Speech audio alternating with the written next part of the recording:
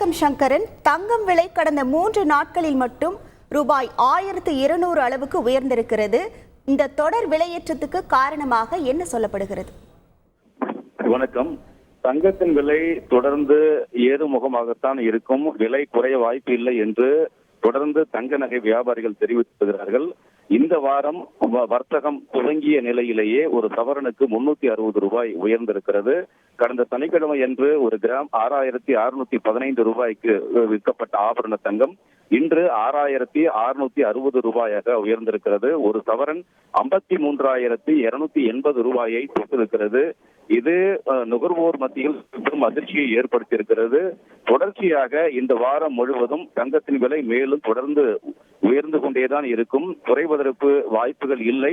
சர்வதேச பொருளாதார நிலை மற்றும் தங்கத்தின் மீதான முதலீடுகள் காரணமாக இந்த விலை உயர்வு என்பது தொடர்ந்து இருக்கும் என்பதுதான் துறை சார்ந்தவர்களின் கருத்தாக இருக்கிறது.